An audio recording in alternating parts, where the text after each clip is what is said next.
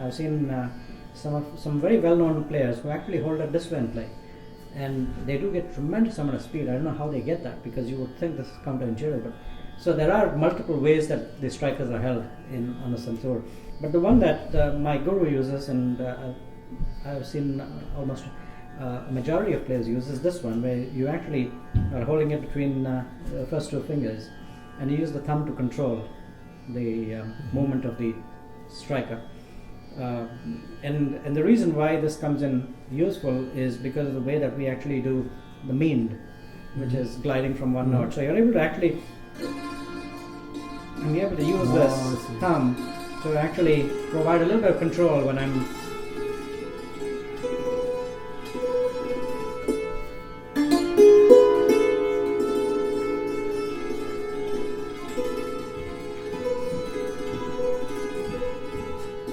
so it controls it to an extent, and obviously when you're playing the faster things, it comes into play, because you're using sort of this finger sort of just as a guide, but you're actually using your middle finger and the thumb to actually produce the speed. So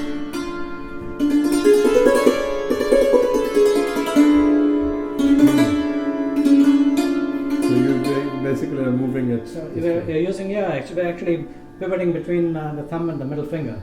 And that's the control. And this is almost just to hold it in place and sort of a guide.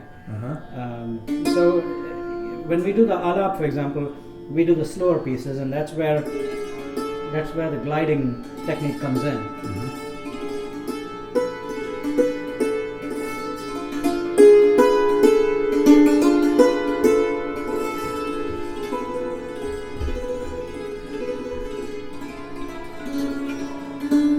So that's one of the techniques we use, and of course then the other is we do certain movements. For example, we just played the one with the rhythm, and so we actually use the left hand helps keep beat.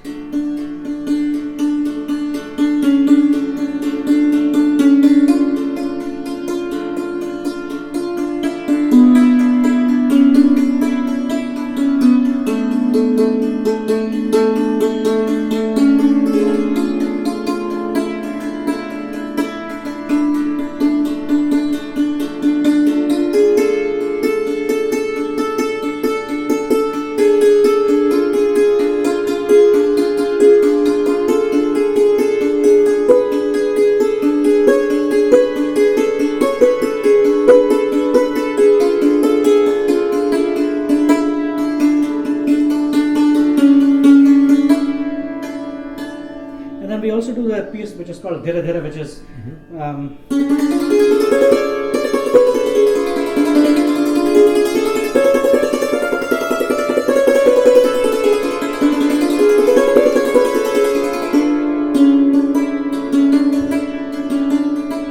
that takes a lot of practice. That is, to me, that is one of the hardest pieces to actually master. Sure. And you'll notice one of the things is, of course, we use the right hand more than the left hand. So the right hand leads most of the time. The left hand is almost an ancillary role. Sometimes then assumes a more prominent role when you're doing the dhira dhira. Then you have the left hand, right hand. But when you play the dhira dhira, you are playing on the same string twice. That's right. So that's exactly the dhira dhira and sarab. That's what it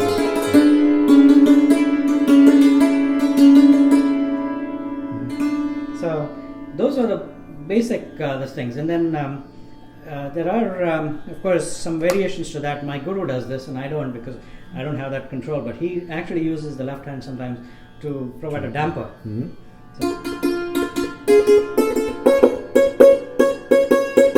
takes a lot of control. Yeah. And to make it sound really nice, it has to be done correctly. So I haven't tried it. He also does other things where he's